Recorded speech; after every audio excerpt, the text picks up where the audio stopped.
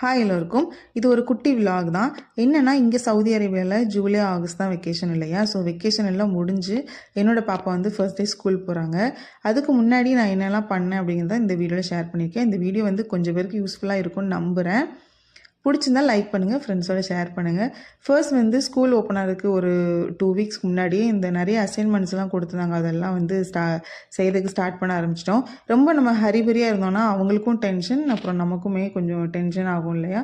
So வந்து எவ்வளோ தூரம் கொஞ்சம் சீக்கிரமாக முடிச்சு வைக்க முடியுமோ அதெல்லாம் வந்து முடிச்சு வச்சுக்கிட்டேன். அவங்களும் கொஞ்சம் நல்லாவே கொஞ்சம் சப்போர்ட் பண்ணாங்க. நல்ல ஜாலியாக இருந்தாங்க. ஏன்னா ஸ்கூல் மறுநாள் ஓப்பன் ஆகுது அப்படின்ட்டு.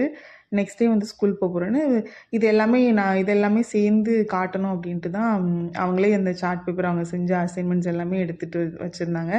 இப்போ எல்லாமே குழந்தைங்கலாம் நம்மளோட ரொம்ப ஆர்கனைஸ்டாக இருக்காங்க. நம்மளாம் இந்த வயசில் என்ன பண்ணிகிட்டு இருந்தோன்னே நமக்கு வந்து ஞாபகம் இருக்காது.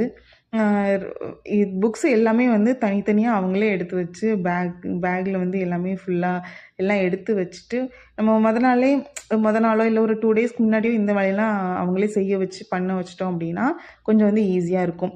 ஸோ பேக்கில் வந்து எல்லா புக்ஸ் எல்லாமே அவங்களே எல்லாம் எடுத்து வச்சுட்டாங்க. எடுத்து வச்சுட்டு ரொம்ப ஜாலியாக இருந்தாங்க. நாளைக்கு ஸ்கூல் போகிறோம் அப்படின்ட்டு. ஸோ ஒரு பேப்பர் வந்து அவங்க அப்பா அவங்க ஸ்கூல் ஃபர்ஸ்ட் டே ஜாயின் பண்ணும்போது ஒரு பேப்பரில் அவங்களோட டீட்டெயில்ஸ் எல்லாமே எழுதி வச்சுருந்தாங்க. அதை எப்போதுமே பேகு சேஞ்ச் பண்ணாலும் சரி, இல்லை வாஷ் பண்ணிவிட்டு திருப்பி வச்சாலும் சரி, அந்த பேப்பர் மட்டும் மிஸ் பண்ணாமல் உள்ளே வச்சுப்பாங்க. ஸோ அதெல்லாம் ரெடி பண்ணி வச்சுட்டாங்க. நான் நைட்டு வந்து ஒரு புதினா சட்னி எல்லாமே ரெடி பண்ணி வச்சுட்டேன். ஸோ நைட்டும் யூஸ் ஆகிக்கணும், மறுநாள் காலையிலையும் யூஸ் ஆகிக்கணுன்ட்டு காலையில் ரொம்ப ஹரிபரியாக இருக்க வேணாம், கொஞ்சம் சிம்பிளாக பிளான் வச்சுருந்தேன். என்னோடய பாப்பாவுக்கு வந்து பூரி ரொம்ப பிடிக்கும். ஸோ ஃபர்ஸ்ட் டே அப்படிங்கிறதுனால எனக்கு பூரி கேட்டாங்க. பூரி தான் லஞ்ச் பாக்ஸ் வேணும் அப்படின்ட்டு. ஆக்சுவலாக இது வந்து பிரேக்ஃபாஸ்ட் தான். 10 o'clock 9:40 அந்த டைமில் தான் பிரேக்ஃபாஸ்ட் இருக்கும். ஏன்னா 6:30க்கே இவங்க வந்து கிளம்பிடுவாங்க. ஸோ நான் பூரியும் கிழங்கும் வந்து ரெடி பண்ணிட்டேன். காலைல ஒரு 4:30க்கெலாம் எழுந்தாச்சு. அவங்களுமே ஒரு 5:30க்கெலாம் எழுந்திரிச்சிட்டாங்க. ரொம்ப வந்து கொஞ்சம் கஷ்டப்படுத்தலை, சீக்கிரமாகவே எழுந்துட்டாங்க. ஸோ 6:30க்கெலாம் ஷார்ப்பாக வந்து வேனில் வந்து விட்டுட்டு வந்துட்டேன். பூரி வந்து நல்லா கொஞ்சம் சாஃப்டாகவே இருக்கும் அவங்க சாப்பிடும்போது. ஸோ பூரி, கிழங்கு எல்லாம் வச்சு லஞ்ச் பாக்ஸ் வந்து பேக் பண்ணியாச்சு. ஸ்நாக்ஸ் வந்து ஆப்பிள் வச்சுருந்தேன்.